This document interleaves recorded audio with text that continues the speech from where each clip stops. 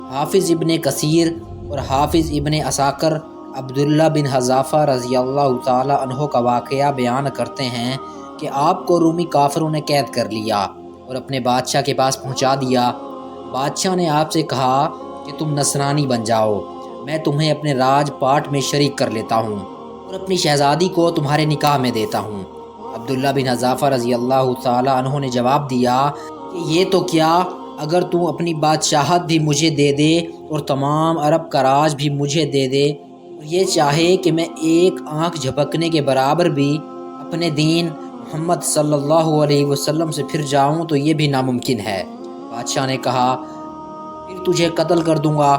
حضرت عبداللہ بن حذافہ نے جواب دیا کہ ہاں، یہ تجھے اختیار ہے۔ چنانچہ اسی وقت بادشاہ نے حکم دیا اور انہیں صلیب پر چڑھا دیا اور تیر اندازوں نے قریب سے باحکم بادشاہ کے ہاتھ، پاؤں اور جسم چھیدنا شروع کر دیا۔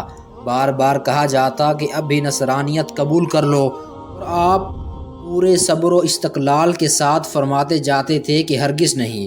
آخر بادشاہ نے حکم دیا کہ اسے سولی سے اتار لو اور پتیل کی بنی ہوئی دیگ خوب تپا کر آگ بنا کر لاؤ۔ چنانچہ وہ پیش ہوئی۔ بادشاہ نے ایک اور مسلمان قیدی کی بابت حکم دیا کہ اسے اس میں ڈال دو۔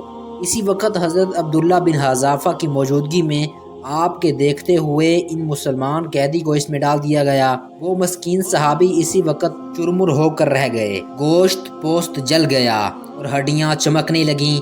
پھر بادشاہ نے حضرت عبداللہ بن حذافہ سے کہا کہ دیکھو اب بھی وقت ہے، بات مان لو اور ہمارا مذہب قبول کر لو، ورنہ اسی آگ کی دیگ میں اسی طرح تمہیں بھی ڈال کر جلا دیا جائے گا۔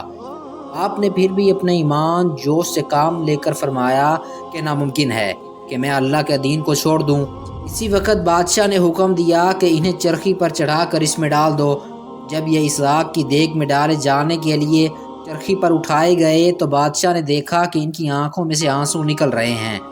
اسی وقت اس نے حکم دیا کہ رک جائیں اور انہیں اپنے پاس بلا لیا، اس لیے کہ اب اسے امید بندھ گئی تھی کہ شاید اس عذاب کو دیکھ کر اس کے خیالات بدل گئے ہوں، میری مان لے گا اور میرے مذہب کو قبول کر کے میری دامادی میں آ کر میری سلطنت کا ساجی بن جائے گا۔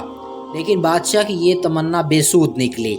حضرت عبداللہ رضی اللہ تعالی عنہ نے فرمایا کہ میں صرف اس وجہ سے رویا تھا کہ ایک ہی جان ہے جسے اللہ کی راہ میں اس عذاب کے ساتھ قربان کر رہا ہوں۔